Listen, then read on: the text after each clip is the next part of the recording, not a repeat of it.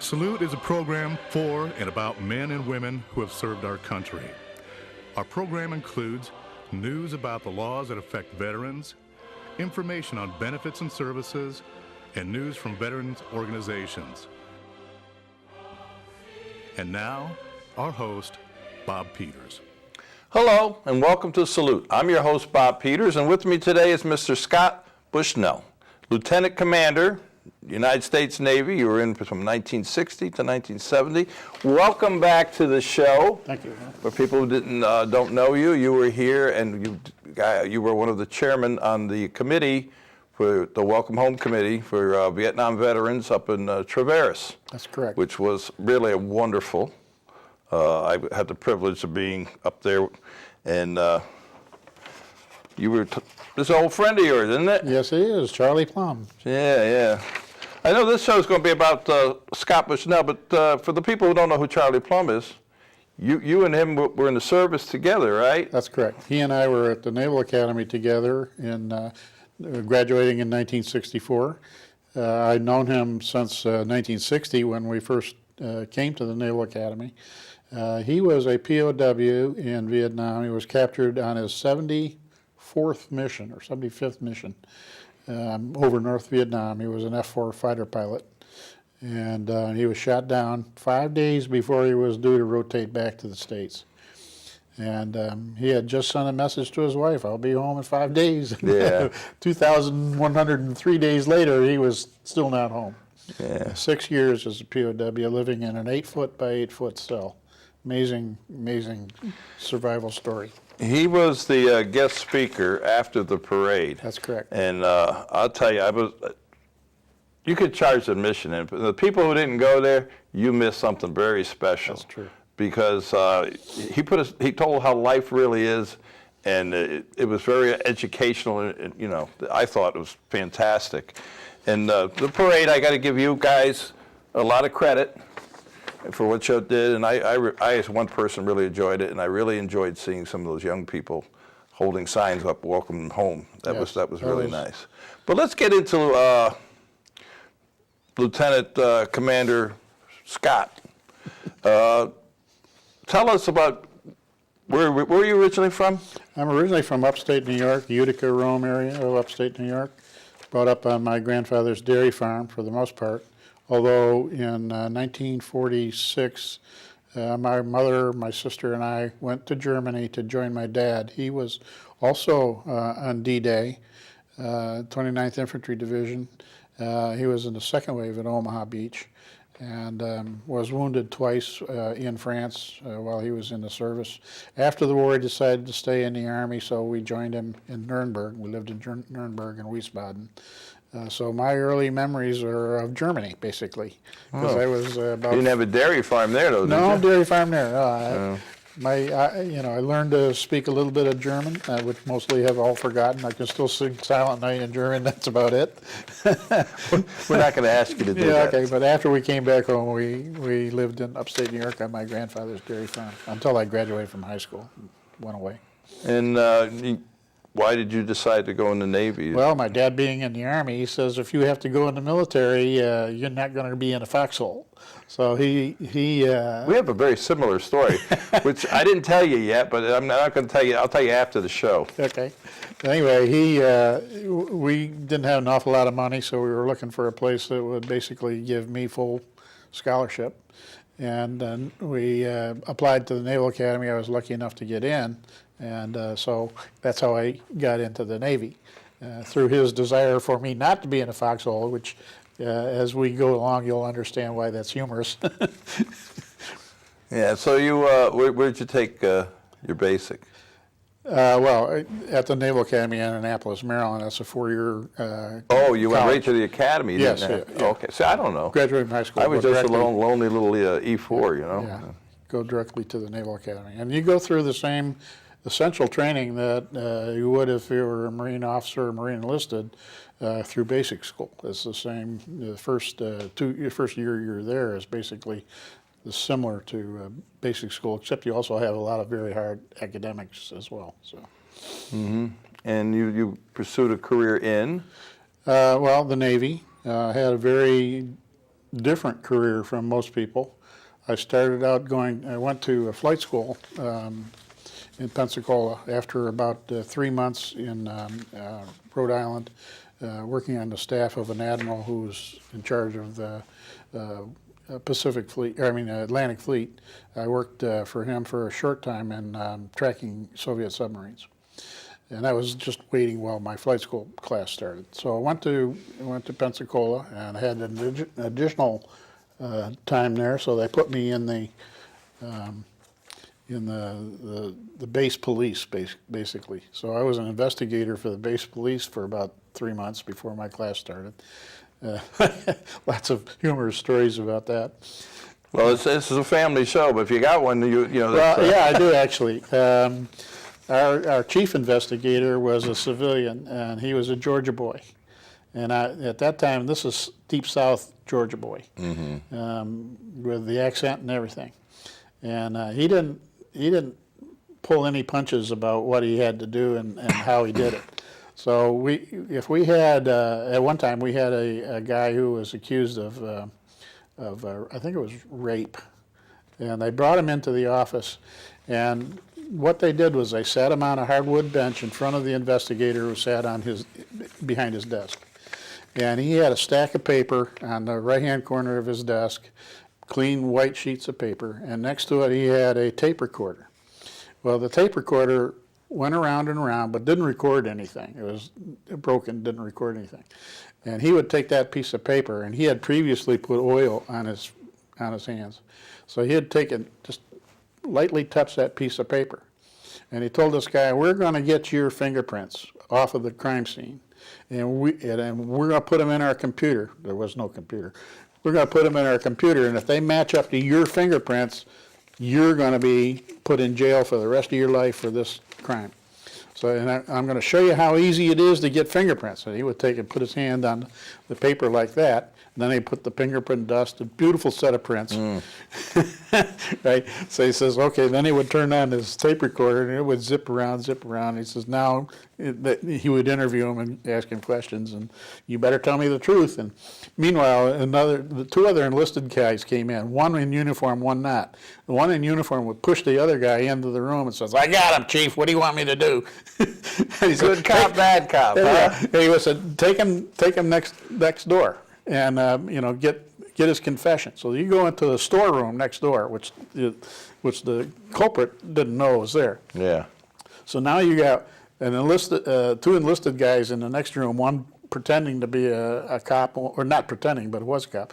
And the other guy is pretending to be a culprit. So they go in there with a rubber hose and beat the shelving and the floor and everything else, and the one guy was going, oh, no, hit me, you can hear through the war, all the screaming, and the guy on the bench is going, whoa! I'll talk, and he did. Yeah. Well, that was funny. Sometimes that's what it takes. Yeah, that's the way it was done in those days. That's a long time ago.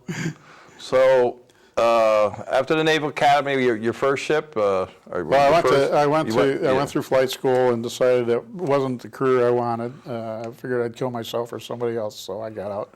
Mm-hmm. And they sent me to Dash Weapons School. Dash being a drone anti-submarine helicopter. Learned to fly. It's a large, the precursor of the drones that they now fly over Afghanistan, actually. So I learned how to fly those. They sent me to a ship in Mayport, Florida, and I was the Dash Weapons Officer. Lots of stories to tell about that. And I also was the Assistant Gunnery Officer and the First Lieutenant on board the ship. So that's what I did from December of 1965 until July of 1967 when I was transferred. So after that, I went to Naval Gunfire School in Little Creek, Virginia, Escape and Evasion School, and Survival School, and then they sent me to Vietnam. And I was a forward observer and Naval Gunfire Liaison Officer with the 5th Marines. And after that, I was at the Defense Intelligence School in Washington, D.C. as an instructor. Why? I don't know.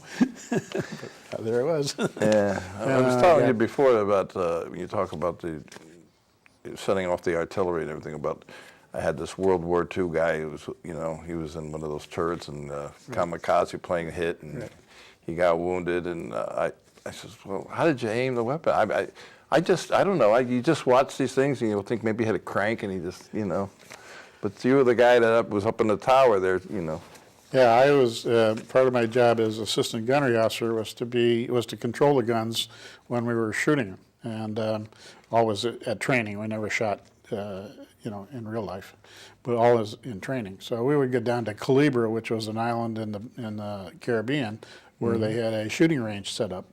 And that's where the ships would go to train and get their scoring. So we would go down there and shoot. And my job was to be in the gun mount director, which was up above the bridge of the ship.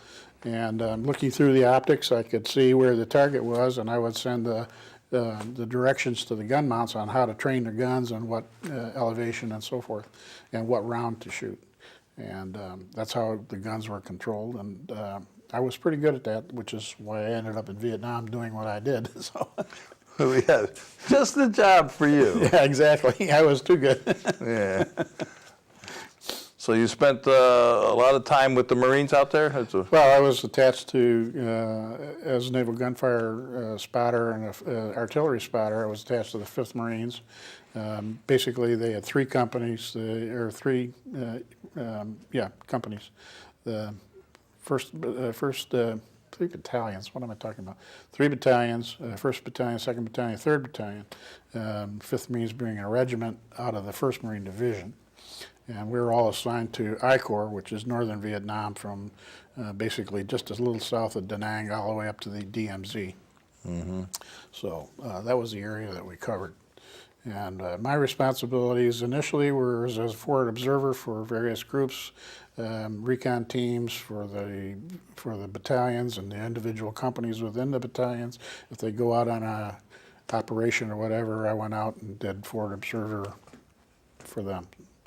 Now you'd go with a couple of Marines, or just? No, I was all Marines. I was the only, except for the corpsman, I was the only Navy guy. So how many of you would go out together? Well, if you went on a company size, it might be 50 or 60 Marines, plus yourself, officers. Oh, I got the impression, perhaps it's just me, you were forward there, that you were ahead of them or something. Well, it depends on what the operation was. Mm-hmm. If I was out with the recon teams, then we would go out in the boonies, what we called the boonies, and we would basically hide until our target came through. Our target was either someone that they knew would be traveling in a particular area, mm-hmm. Some North Vietnamese mucky muck, and our job was to kill them. And so the recon team's job was to kill them. And my job was to go and pre-spot artillery areas in case we got into trouble. We could call in artillery, and and so that's what my job was. So I would go along with the recon teams and pre-position the artillery. We couldn't actually shoot it because then that would give away our position, but we could establish, here's the grid coordinates for the target. The likely target type was mostly going to be infantry or a machine gun nest, something like that. And then you could pre-position so that the gun mounts, the guns, the artillery, would know what to shoot, what the target was, so they would have preset target to adjust to. So that's what I did. So you were telling me about, before we taped this, you'd have to go to different ships. Yeah. Tell our audience about the second half of my tour. They sent me to division headquarters in Da Nang, and my job was, I was responsible for all naval gunfire in the I Corps in the northern part of Vietnam.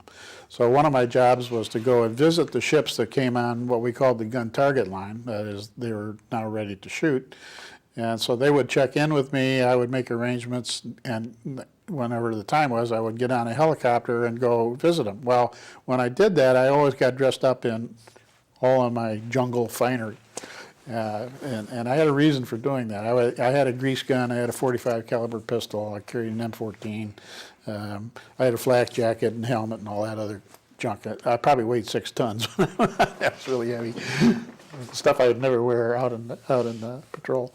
But anyway, I would get all dressed up like that because when I went out to the ship, a helicopter would bring me and lower me down to the ship.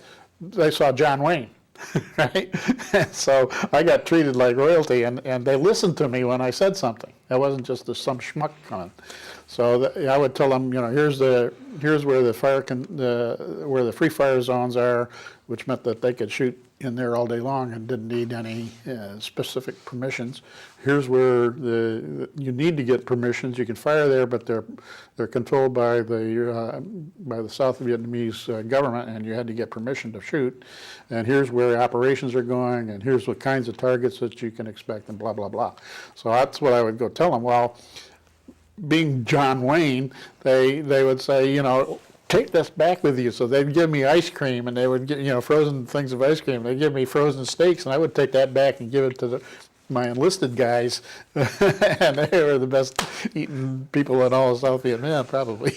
Yeah, that was great fun. I didn't know a whole lot about the Navy, but I have a good friend of mine who, he was on a submarine, and he was the most popular guy in the submarine. He was the cook. Yeah, sure. Yeah. Yeah. So you after you got through with that assignment, was that the end of your career? Or? No, I got sent a letter about halfway through my tour in Vietnam saying, what do you want to do next? And I had several intel billets along the way, short ones, and I really liked that type of career. That's what I wanted to do. So I wanted to get my, what they call a designator, a line officer, which was what I was 1100. And Navy intelligence officer is an 1130. And if you're an 1130, you get assigned to Navy intelligence billets, jobs. And so I wanted to go to the Defense Intelligence Agency school in Washington, D.C., Arlington, Virginia, and get my designator changed from 1100 to 1130 after I graduated from the school. So I said, that's what I wanted to do. So they said, okay. So I got my orders to go to the school right after I left Vietnam. But they sent me as an instructor instead of as a student. That's typical Navy. Who can figure that out? I have still to this day. How can you be an instructor if you want to be a student? I don't understand. Why they thought I might be qualified to be instructor, but I did. I was, and they made me the academic operations officer for the school. So, part of my job was really interesting. Part of my job was to get speakers to come to our advanced intelligence course, which was admirals and generals and colonels and that level. Learning, they were between billets, and we were teaching them how to use intelligence in their next assignment. So part of the job was to get people who were in senior intelligence billets in various agencies of the government to come and talk to them. People like Dr. Edward Teller, and if you don't know who he is, he's responsible for the hydrogen bomb. Oh, wow. He was a Hungarian who worked primarily right after World War II in the development of the hydrogen bomb. And a very heavy accent. But my job was to go pick up these guys, take them to dinner, bring them to the class, and take them back to where I picked them up, right? So I'm sitting there having lunch with Dr. Edward Teller, and I'm about 24, 25 years old. And what do you say to a guy who's a world-renowned scientist who barely speaks English? Hey, Doc, what's going on in the nuclear field today? Not a clue. So it was fun, but it was. That sounded like a good job. It was great. It was great fun. Meet a lot of interesting people. You ate good. General Alexander Haig. I had lunch with him. Very nice guy. He was, you remember, under Nixon, he was the Secretary of State. And remember when Nixon got impeached, he's basically, I've got it. I'm in charge now. No. Yeah, I remember that. Yeah, he forgot about the. But he was a really nice guy. He was obviously he was a well thought of general. So. People of that level is people I was talking to and bringing to the school. So it was a lot of fun. I got to meet people that most people just read about in the paper. Yeah. Lots of times we have people come on this show and they bring pictures and stuff, but you don't have any pictures of yourself. You did tell me you had one picture. Yeah, when I only had one picture of myself taking the whole time I was in Vietnam. I took a lot of pictures, but only one of myself. My wife at that time had sent me for Easter blow-up Easter bunny. It was about like this. And so I had a friend take a picture of me holding this Easter bunnies. The only picture I had all of Vietnam. You know, it's a good thing YouTube and the web was all that wasn't out there back then, you know, because I could see Lieutenant Commander Bushnell Holding my bunny. holding his bunny. You would have gotten beat up pretty good on that one. Would have, yeah. But you stay active in as far as you have a website, a couple of websites. Tell us about it. I taught myself how to code websites back in early '90s when the web was very young. I started with my class at the Naval Academy, and I've been doing their website since probably 1974 or 75, 94, 95, excuse me, and still do it for the 1,200 and some graduates in my class. I also have one for the Harwood, the ship I was on that I mentioned earlier. I forgot to tell you that the Harwood came on the gun target line when I was in Da Nang, and I was really excited because these were people that I knew, so I was going to get to go see them, right? And before I could go see them, they got called to North Vietnam to do counter battery, and they were actually hit. Forward gun mount was hit, and I think I showed you pictures on their website, but the website for that's harwood861.org, which I maintain, and there are pictures of the damage on that website. And I do several others. I did one for this Vietnam Veterans Recognition. I saw that one. That was very good. And I do one for the Latino American Tea Party. I do one for a gentleman who creates costumes for or clothes for people who are reconstructors of Revolutionary War period.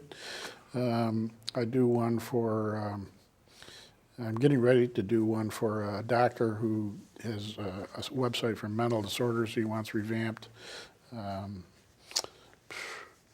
got several of them. So it's a business and kind of a hobby too? It's not really a business so much. I don't charge an awful lot of money for these guys because mostly it's fun for me. So I just cover my basic expenses. But I do it mostly as a hobby. I've got about 16 websites, and I'd say 7 or 8 of them are fairly active. Mostly Sons of the American Revolution, which I also belong to. Yeah. Oh, do you? Yeah. Oh, because I've had them on the show before. Yeah. And as well as the daughters. Yeah, I'm a regional vice president for the state, and I'm a chapter president for this area, actually, Leesburg, Lake Sumter counties. So our chapter meets over here in Fruitland Park. I've been with, we've had, like I said, we've had the Sons of the American Revolution, the Daughters of the American Revolution, and they did a Reefs Across America over there in Lone Oak Cemetery. Right. We just recently planted flags over there, and we'll take them up after Memorial Day. So you're keeping very busy. Yeah, I stay pretty busy. My wife makes sure of that. So tell me about the Harwood. What kind of ship was that? The Harwood was a destroyer. It was built in 1945. Didn't see any real action in World War II, but it's classified as a World War II ship.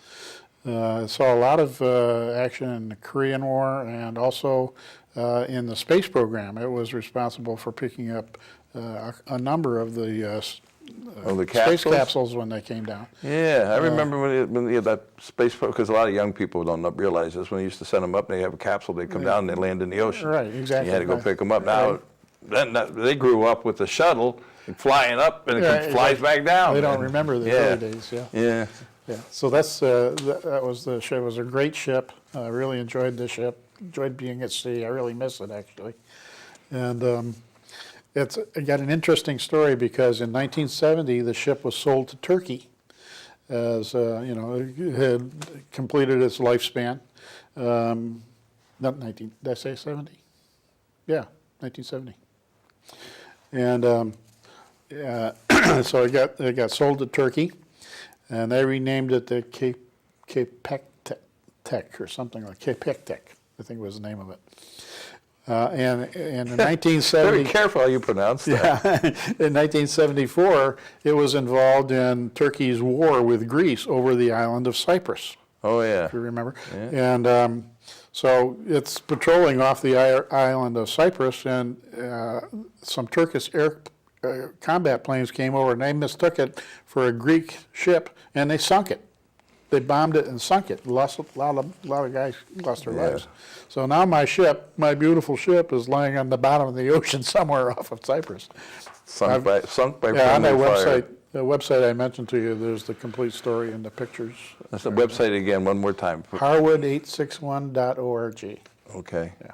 And before we leave, Bushnell. Right. And I said to you, Bushnell, well, that's the famous cemetery, military cemetery here. Right. Not too And far. you told me a little bit about the history of that, and I didn't know, and maybe My understanding, it was named after an engineer whose last name was Bushnell. I don't recall his first name right at the moment, but he was responsible for designing the railroad track routes through that area. And I think he decided there was a nice area, so he wanted to settle there, and that's who they named he was a distant cousin. All Bushnells are related. you told me that. I got a kick out of that. They're all Only about 3 or 4 of them came over. They all related to 4 brothers that came over in 1635. Wow. And they lived in Saybrook. And there's still a Bushnell family residence still there as a museum. Well, you're an interesting guy. You got all these websites. You're in with the Sons of Revolution. You're doing. You're following history of the genealogy and all that it's a lot stuff. of So, I mean, it's amazing. Got to keep busy. Yeah, I guess. Well, Scott, we're just about out of time, and I want to once again. I want to thank you. It was a wonderful. This show I want to keep. Well, this show is going to go in the archives, but just to let people know that you guys did a great job there. I really appreciated it. I wanted to say welcome home, brother, Thank you very much. and I hope to see you around. Keep in touch. I'm sure we will. All right. Thank you very much. Take care. I got to say goodbye now. Okay. This is how I do that. To all our veterans out there, active military and their families, we salute you for all you do. Till next time.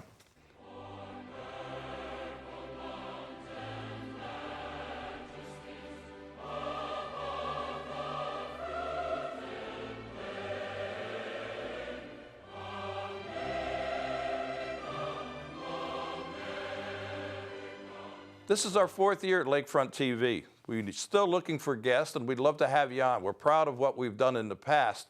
So give us a call at 352-728-9707 and check us out on the internet at lakefronttv.com. Spread the word and enjoy the show.